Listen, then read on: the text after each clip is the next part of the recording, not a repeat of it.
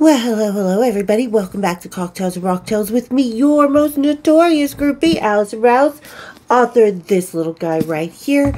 These other little books, you guys, where you can get that merchandise, everything, down in that description. Go down, Charlie Brown, because you know I like when you fiddle about. And thank you, everybody, for all the love, all the support, all the amazing, strong women coming out in one of my latest episodes about Axl Rose. Truly, I cannot even tell you guys how much your strength and care and kindness means to me. And for everybody just joining us, welcome aboard. Welcome to the family. Hope you guys stick around. Share it, you guys, because we got a lot of really awesome, amazing women here. And speaking of awesome and amazing women, you guys, today's episode, we are going to talk about... I've been trying to look up stories about different groupies and 80s groupies and stuff like that, like the craziest groupie stories, and there's really not much out there. It's the same rehashed stories and lists and crap for the past 25 years. Not one 80s groupie on there. They say Roxana Shirazi, but she's not an 80s groupie, so let's face it. So today's subject, we are going to talk about some of the nastiest and craziest groupie stories. And this is from an article for 2010. I'll put the link down in the description, you guys. We're going to see if we think they're crazy, or if they're sleazy, or if we have better stories. And speaking of the return of crazy women, you guys, look who's back. If you know, you know, I'm bringing Sophia back because I'm totally golden girled out today. Changed my clothes. Who would thunk? But so, okay, you guys, and today's cocktail, and I do this one a lot lately because I just really like this. I'm not necessarily the biggest Budweiser fan, but I really do actually like the way they made the chelada. It's nice and spicy, and, I mean, not because I don't like the company. I like Budweiser. I grew up in St. Louis. I grew up going to Anheuser-Busch's brewery quite a lot, so it holds a lot of good memories for me, but,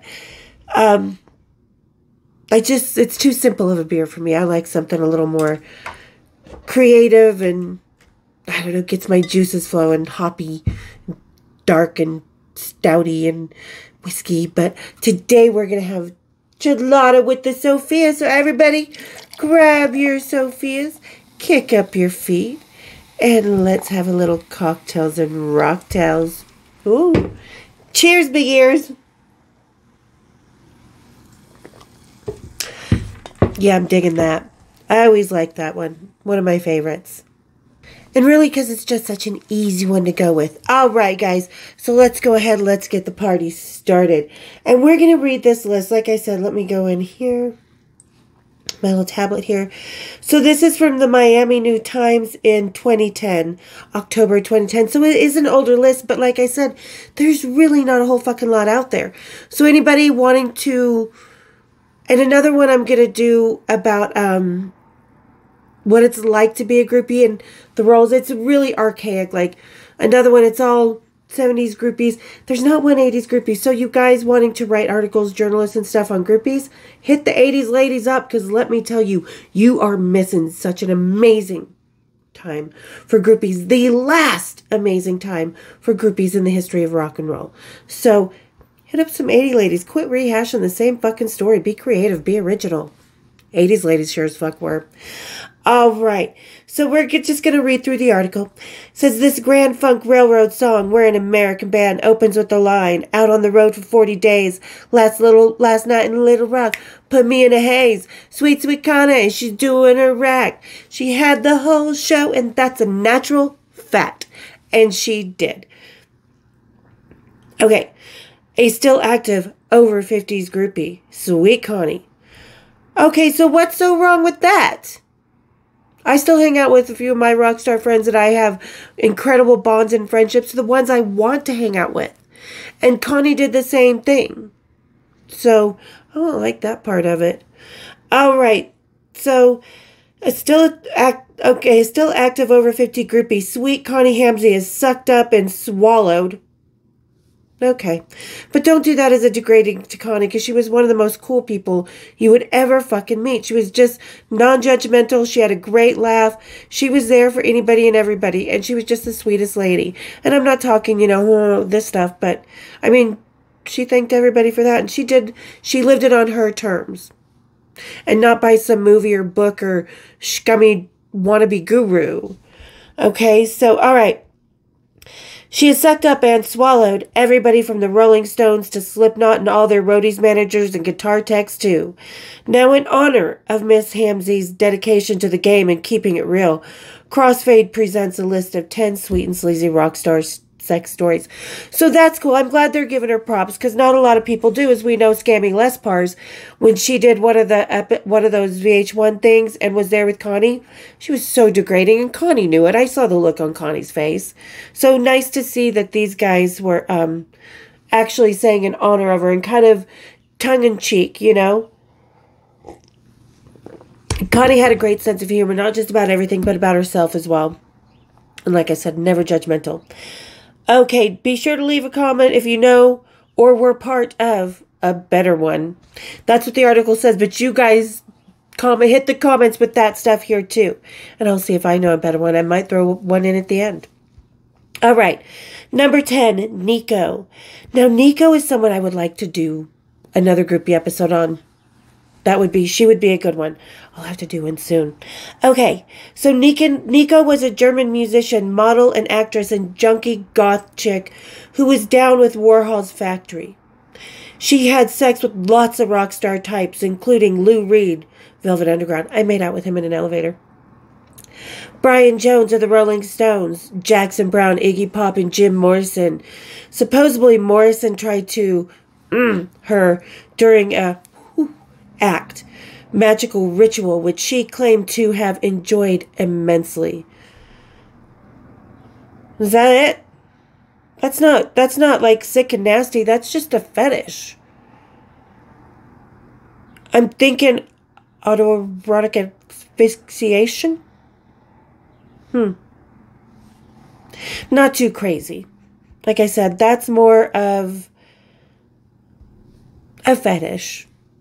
And if she enjoyed it, because she probably, to me, Nico, but we'll go into that. We'll talk more about why she probably enjoyed that when I do an episode on her. All right, Nikki Sixx. Now, this was during my time, but I can assure you by the time they got to Salt Lake City, all was good and escaped. So the Motley Crue, okay, it says Nikki Sixx and it calls him the guitar player, but we all know he's the bass player. Mick Mars is the guitar player. Nikki Sixx is the bass player. So whoever wrote this for the Miami Times, let me see. Jacob Cattell. Nikki is a fucking bass player. Do your research. Because this seems like it's kind of an old rehashed story as well, because we all know they're all rehashed. Come up with something new, people. I have. Hollywood. Check it out. All right. The Motley Crue bass player made a bet with drummer Tommy Lee about who could go the longest without showering, bathing, or personal hygiene and still bone the groupies without getting sick or leaving. Without them getting sick or leaving. After 2 months of doing shows and banging hoes, Nikki was getting head from a groupie who got sick and puked all over his crotch. Well, serves him right. Ladies, if you haven't learned anything from my Stephen Piercy story, if it don't smell right, it don't go in to the tight. No thank yous. All right. To make it even worse, she threw up undigested spaghetti noodles that got glued to his pubes. Oh, God. Okay, this is nasty. And this was going on. We were hearing about this in real time during the 80s when I first started hanging out. Yeah, like I said, he was showered by the time he got to Salt Lake City. No fucking SpaghettiOs in his pubes. I don't think. There wasn't. Okay. Sixx immediately called Tommy Lee into the room and it became known as the Spaghetti Incident. Later the name for a Guns N' Roses album. Guns N' Roses. Okay. So this one is Dee Dee Ramone. So, one of our friends, Diana, might know about this. We'll have to ask her about it because she did hang out with the Ramones. Sorry, I got to adjust Itsy and Bitsy over here. That's what I call the boobs. All right. During a European tour stop in Germany, the Ramones were hanging out, drinking, smoking herb, and partying with underage girls. Oh, no, you don't say. It didn't happen through the 80s at all. Not with our fake IDs. We were never underage with fake IDs, were we? Anyway, so Dee Dee was both a gentleman and a scumbag about the situation. He said, within minutes I had a young babe in a miniskirt sitting on my knee and rubbing her private parts on my leg. I want you so bad, Dee Dee, she whispered to me, then kissing my lips. Do you like to fuck? She said, do you like me? Yes, please. And my sister, she likes you too very much. She gives great, you know. Do you want us both?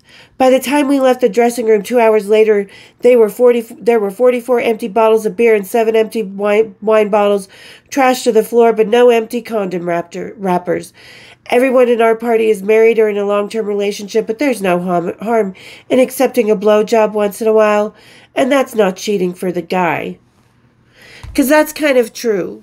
That was, like James Hetfield, I always say about, I've told the story about Kristen, his girlfriend at the time. She was like, blowjobs only. That's why I walked out on him the night that I met him. Because he said my girlfriend and blowjobs only. And I was like, 2 strikes, I'm out. Don't need a third one. Because ladies, never settle for less than what you want. You know what I mean? If you want a sweet Connie, that's cool. Nothing wrong with that. But don't accept less than what you want. You know, it's about you too. Like every woman should know in bed. Get your hoo-haws, ladies. Get your hoo-haws. All right, number 7, Steven Adler. So, okay, Dee Dee Ramone, not too nasty. Sorry. Can you hear that?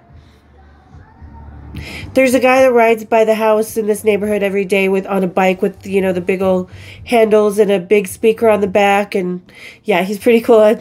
We all dance when he comes by. Okay, anyway. So Dee Dee Ramone, that's not the nastiest story I've heard. That's kind of typical, you know, 70s European kind of party. There's nothing wrong with that. Nasty or shocking, I'd give it a probably 3 on the scale of 1 to 10 of nasties. All right, Steven Adler, number 7. He was the drummer for Guns N' Roses from 1985 to 1990, and he lived the life of a wild man.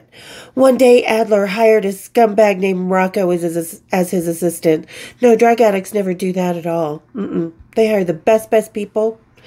Scumbag grifters and certain people's best people always. That's why they all end up in jail. He writes, okay, so he's hired a scumbag named Rocco as his assistant. He writes, cops had come pounding on the door. They had obtained a warrant and searched my house. When I asked why, I was horrified by the explanation. My ex-assistant, Rocco the Perv, this terminal whack job who had tried to videotape unsuspecting people in my bathroom through a hole in the ceiling, had just been arrested for suspicion of, unalivins. Oh, shit. Okay, I remember hearing this story. What the fuck? Apparently he was kidnapping girls, drugging them, and then videotaping the whole goodness, unconscious and stuff. So that's all I'm going to say about that. We can all use our imagination in a very, sympathetic, like, what the fuck kind of way for that one. They raided Steven's home and found dozens of videotapes containing the graphic essay footage. They also found pictures of my ex-girl, Annalise, and my mom, Deanna. Oh, not cool. Rocco had been spying on us and taking pictures the whole time he had been staying with me. And I think I talked about this one in a previous one. So yeah, this one's pretty fucked up. That's pretty nasty. So I'm going to give that a 9. That's going to be a hard one to beat. Oh, here's someone I know that I have met that I've talked about, Neil Diamond. In the words of Sweet Sweet Connie, and the aforementioned famous groupie from Little Rock, Arkansas. So, I'm out on the tour bus, and I can hear Connie's head in my voice telling the story, because she was a great storyteller, because like I said, she had a great sense of humor. I'm out on the tour bus, smoking dope, blowing roadies, and who comes into the back lounge? Neil fucking Diamond, she says. Neil looks me up and down and nods his approval.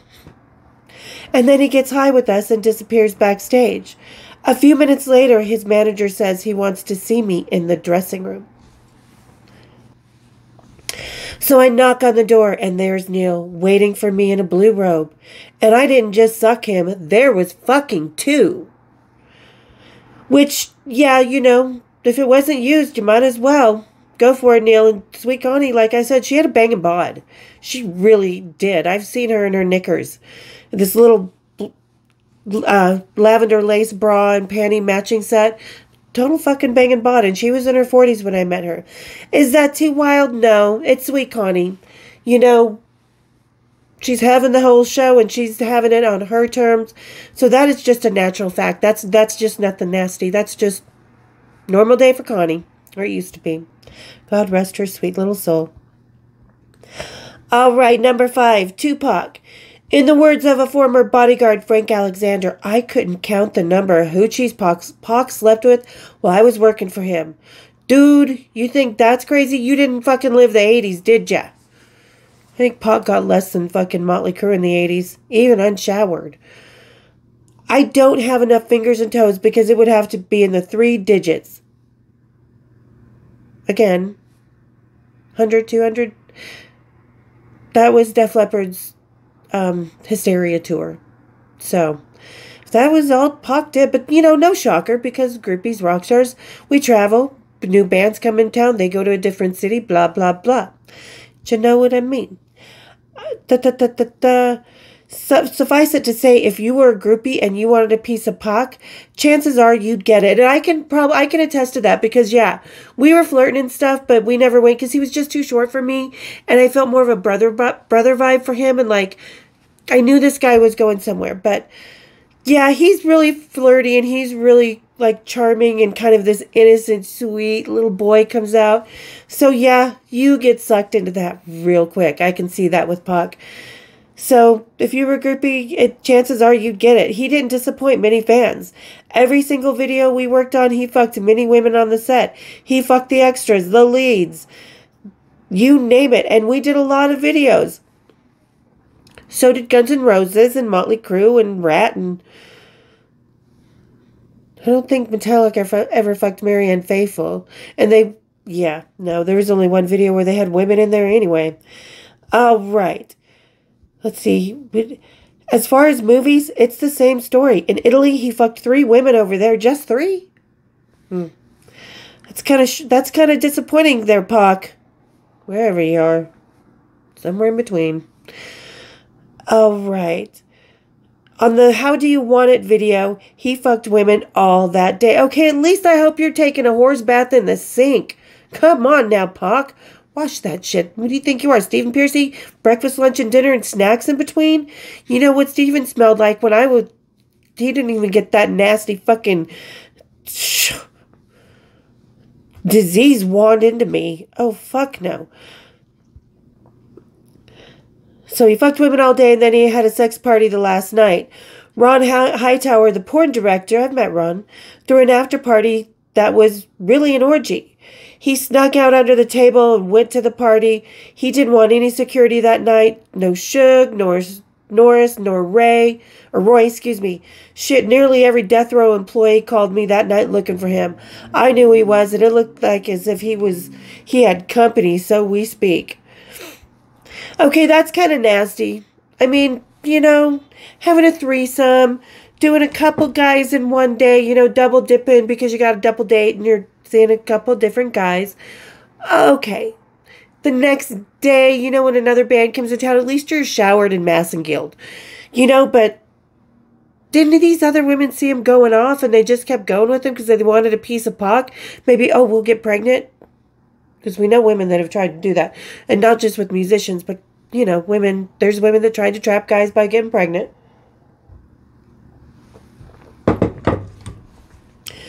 So, okay, that's probably a 7 on the nastiness. He's just reliving what we did in the 80s, because he could. I think probably maybe when I was hanging out with Digital Underground was the only time he didn't get laid. All right, Billie Holiday. Ooh, a woman. This is going to get good.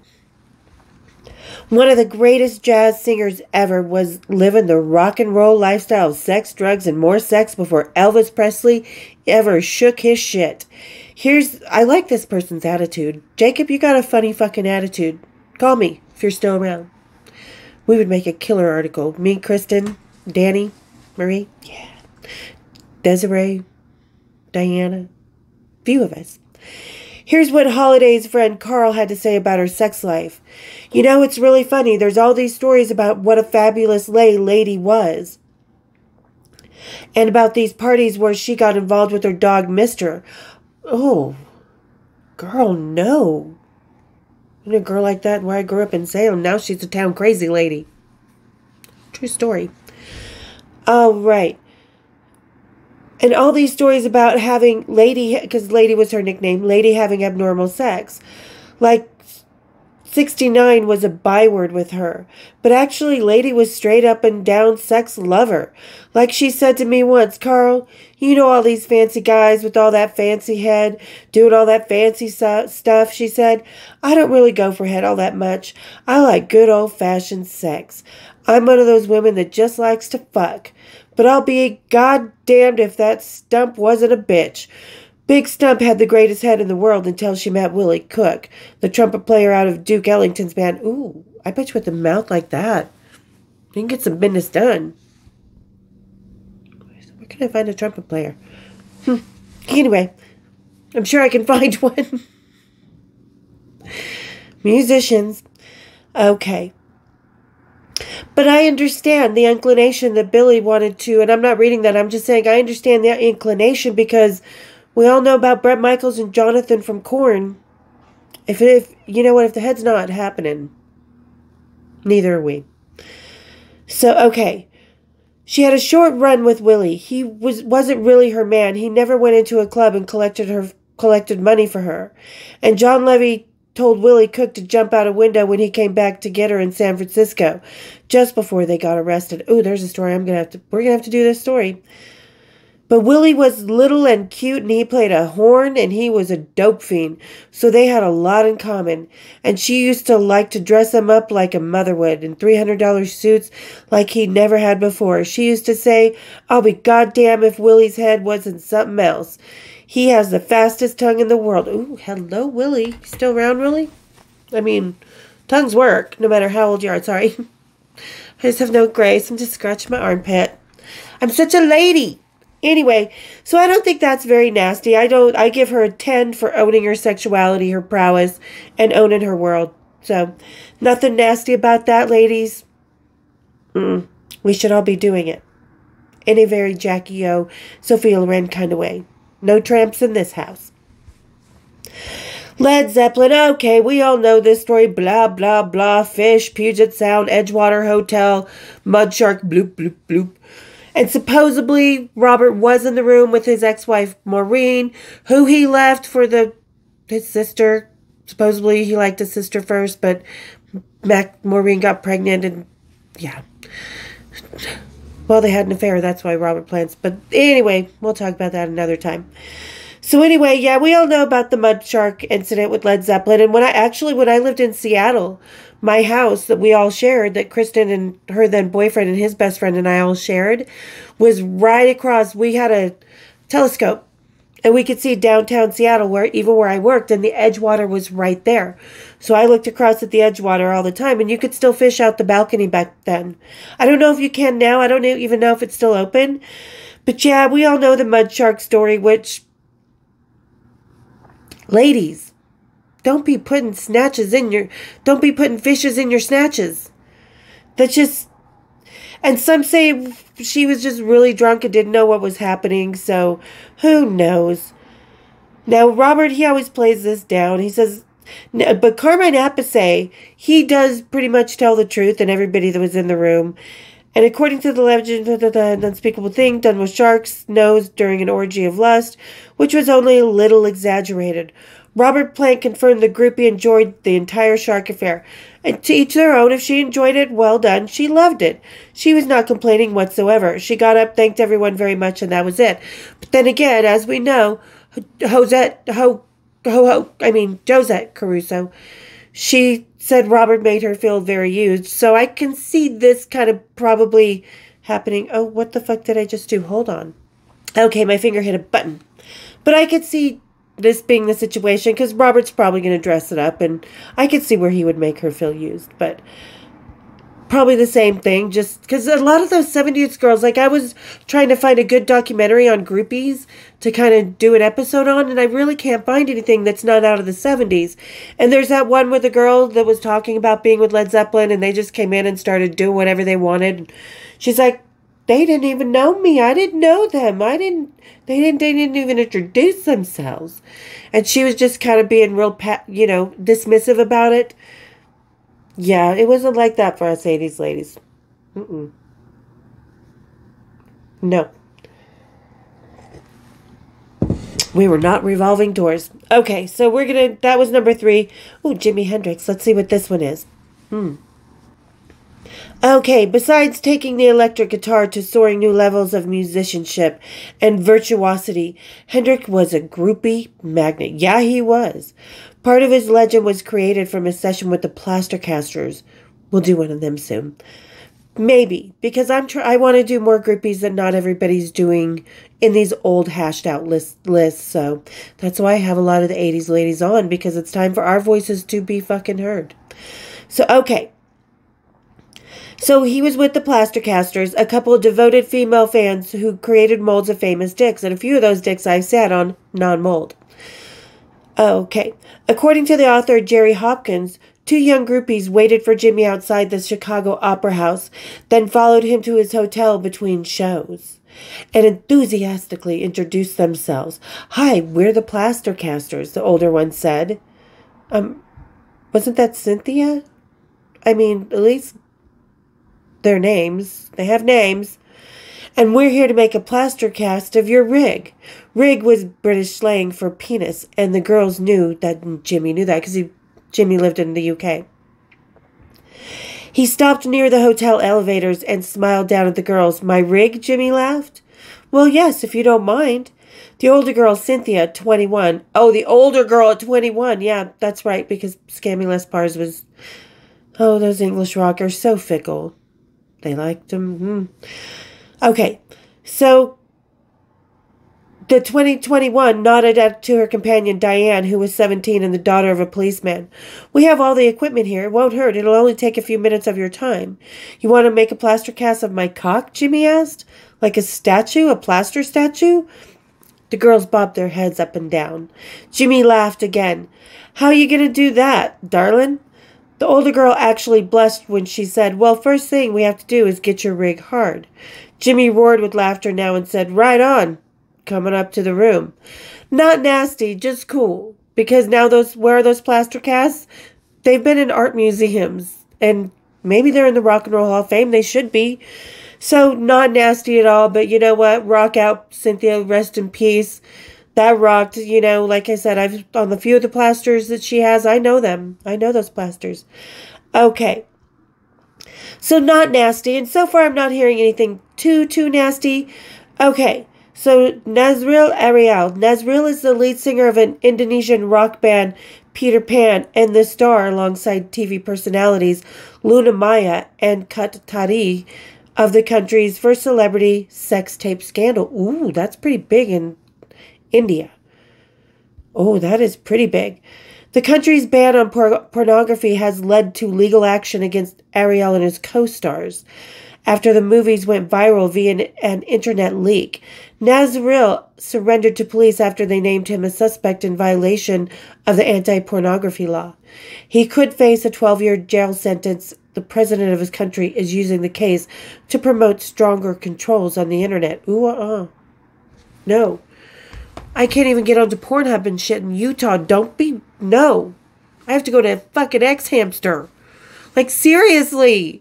You guys don't. There should not be bans on porn. Yeah, you should have passwords. Yeah, you should have parental locks, but we all love our porn. We're adults. Let's take care of ourselves and our own bodies. That kind of thing. Okay, so that's the end of the list. I don't think there's really anything nasty down there.